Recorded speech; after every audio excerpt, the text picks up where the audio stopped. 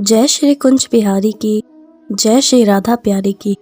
हरे कृष्णा कृष्णा कृष्णा हरे हरे, हरे रामा राम राम हरे हरे।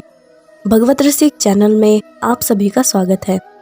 हरि के प्यारे भक्तों, आज हम ये जानेंगे कि माता निकलना क्या है और ये क्यों निकलती है और इसे माता निकलना ही क्यों कहते हैं। मगर उससे पहले अगर आपने अभी तक इस चैनल को सब्सक्राइब नहीं किया तो जल्दी से इस चैनल को सब्सक्राइब करें ताकि नई वीडियो अपलोड होते ही आपके पास उसकी नोटिफिकेशन आ जाए और आप सबसे पहले उस वीडियो को देख सको। तो चलिए जानते हैं कि माता निकलना किसे कहते हैं। चिकन पॉक्स, जिसे भारत में लोग माता निकलना कहते हैं, इस बीमारी के होने पर शरीर पर छोटे छोटे दाने निकल जाते हैं और कई लोगों को तेज बुखार भी आ जाता है।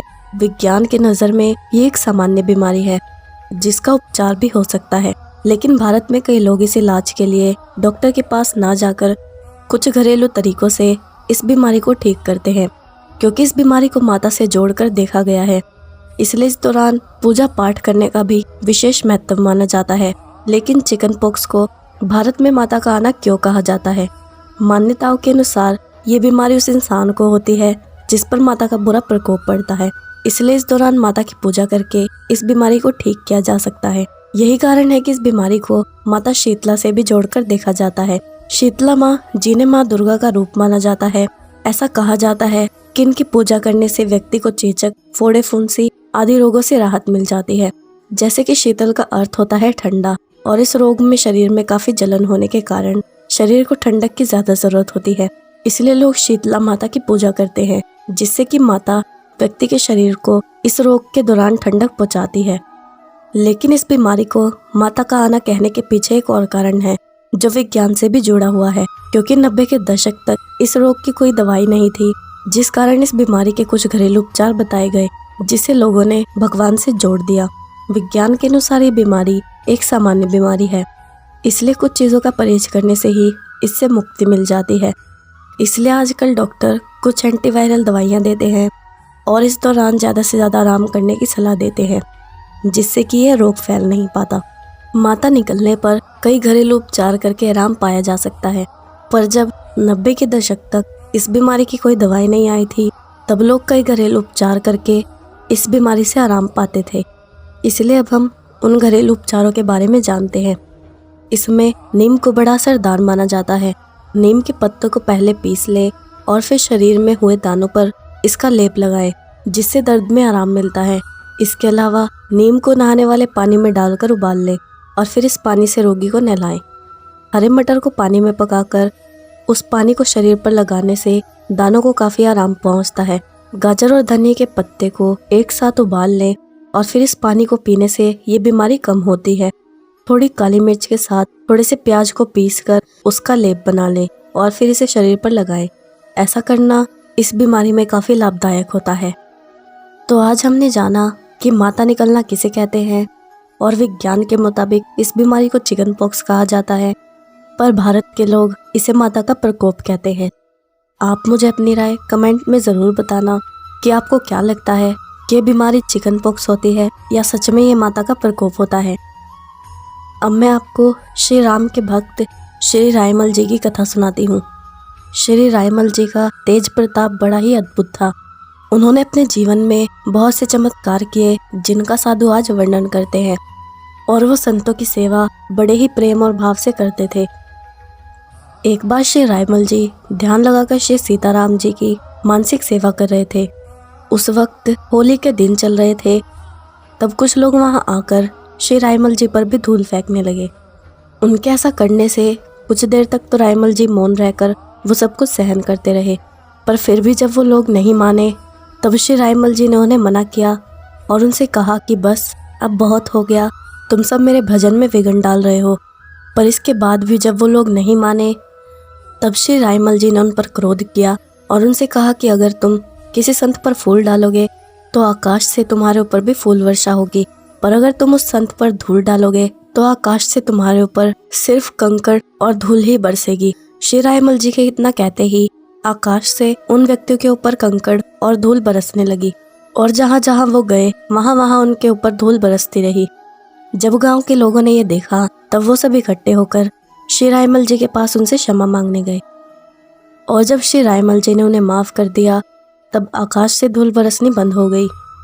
इस प्रकार उनका ऐसा चमत्कार देखकर लोग उनके चरणों में गिर पड़े और इसके बाद श्री रायमल जी ने उन्हें भी भक्ति के पथ पर चलाया।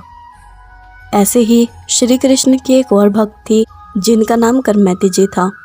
श्री करमैती बाई शेखावत राजा के पुरोहित श्री परशुराम जी की बेटी थी और वो राजस्थान में खंडेला में रहती थी।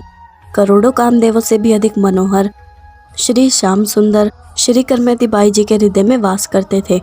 इसलिए वो घर और घर के सारे कामकाज भूल जाती थी और नित्य भगवान की मानसिक सेवा किया करती थी। और जब वो ध्यान लगाकर बैठ जाती थी तो ऐसे ही तो कुछ दिन उन्हें ध्यान में ही बीत जाते थे।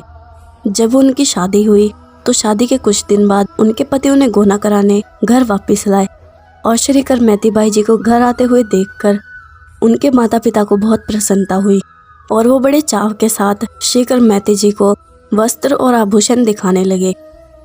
पर वस्त्र और आभूषण की बातें सुनकर श्री करमैती बाई जी बड़े सोच विचार में पड़ गई कि अब उन्हें क्या करना चाहिए, क्योंकि उनके लिए हड्डी से बना यह मानव शरीर प्रेम करने के योग्य नहीं था और उनके मन में आया कि उन्हें यह शरीर त्याग देना चाहिए। पर तब श्री करमैती जी ने अपने मन को समझाया और कहने लगी, अरे मन, अब तू मत सो, अब तो जागने का वक्त है, क्योंकि जागने से ही तेरे भीतर के मैल धुलेंगे। श्री श्याम सुंदर की प्रीति ही सच्ची और सुख देने वाली है और संसार की प्रीति दुख देने वाली है। अगर तुझे श्री कृष्ण को प्राप्त करने की चाह है तो तुझे इस संसार की चीज़ों की क्या आवश्यकता। इस प्रकार श्री करमैती जी ने अपने पति के साथ वापस न जाने का निश्चय लिया, क्योंकि वो पूर्ण रूप से कृष्ण अनुराग में रंग चुकी थी और क्योंकि वो श्री कृष्ण के प्रेम में इतनी रंग चुकी थी, इसलिए रात को सबके सो जाने के बाद वो घर को छोड़कर चली गई। और जैसे ही सुबह हुई और उनके माता पिता ने देखा कि वो घर में नहीं है, तब सारे गांव में ढिंढोरा मच गया कि करमैती कहीं चली गई है। और ये देखकर उनके माता पिता को बड़ा दुख हुआ और उन्होंने उनका पता लगाने के लिए उन्हें बहुत ढूंढा और अनेक उपाय भी किए। जब श्री करमैती जी ने देखा कि उन्हें ढूंढने वाले घुड़सवार उनके बहुत नज़दीक आ गए हैं, तब उन्होंने वहीं पर पड़े मरे हुए एक ऊँट के कंकाल के अंदर खुद को छुपा लिया। और क्योंकि उनका भगवान में मन लगा हुआ था और उन्हें संसार की खुशबू में से ऐसी दुर्गंध आती थी कि उसकी तुलना में उन्हें ऊँट के कंकाल की सड़ी हुई दुर्गंध भी सुगंध के समान अच्छी लगी। ऐसे ही श्री करमैती जी को ऊँट के कंकाल के अंदर रहते हुए 3 दिन बीत गए। चौथे दिन जब वो ऊँट के कंकाल में से निकलकर चली तो उन्हें आगे जाकर तीर्थ यात्रियों का साथ मिला और उनके साथ वो श्री गंगा जी के किनारे आई। वहाँ स्नान करने के बाद उन्होंने अपने सारे आभूषण वहाँ बैठे ब्राह्मणों को दान किए और उसके बाद वो श्री वृंदावन आ गई। पर श्री करमैती जी के पिता उन्हें ढूंढते हुए मथुरा तक आ गए थे। वहाँ उन्होंने लोगों से श्री करमैती जी के बारे में पूछताछ की और लोगों ने उन्हें श्री करमैती जी का पता बतलाया। जिसके बाद मथुरा के पंडितों के साथ उनके पिता श्री वृंदावन में आए। पर उस समय ब्रह्मकुंड पर बहुत घना जंगल था और तब श्री करमैती जी के पिता एक वट वृक्ष के ऊपर चढ़े और उन्हें वहां से श्री करमैती जी दिखाई दी। तब श्री करमैती जी के पिता पेड़ से नीचे उतरे और उन्होंने श्री करमैती जी के वस्त्रों को और उनके अंदर श्री कृष्ण के प्रेम को देखा और उनके चरणों में गिर पड़े। और वो श्री करमैती जी से बोले, बेटी, तुम्हारे इस तरह गोने के अवसर पर भाग आने पर संसार में मेरी नाक कट गई है। मैं कहीं अपना मुंह दिखाने के योग्य नहीं रहा। अब तुम मेरे साथ चलकर घर में ही रहो, जिससे संसार में हमारी हंसी और निंदा जो तुम्हारी वजह से हुई है वो मिट जाए। बेशक तुम ससुराल ना जाकर घर में ही रहकर अपने भगवान की भक्ति करो, पर यहाँ इस घोर वन में तुम्हें देखकर मुझे बहुत डर लग रहा है, क्योंकि यहाँ पर रहने से कोई बाघ या शेर तुम्हारे शरीर को नष्ट कर सकता है। अपने पिता की ये बातें सुनकर श्री करमैती जी ने उनसे कहा, पिताजी, जो आप बोल रहे हो वो सत्य है। बिना भगवान की भक्ति के शरीर मरा हुआ ही होता है। अगर आप जीवन चाहते हैं तो भगवान में भक्ति और उनकी कीर्ति का गान कीजिए। ऐसा कहकर श्री करमैती जी ने अपने पिता के साथ जाने से इनकार कर दिया और उनकी भगवान के प्रति ऐसी भक्ति देखकर उनके पिता भी उनकी बात मान गए। और जब वो घर के लिए चलने लगे तब श्री करमैती जी ने उन्हें यमुना जी से प्राप्त श्री कृष्ण की मूर्ति दी और उसे लेकर वो घर चले गए। अब मैं आपसे विदा लेती हूँ।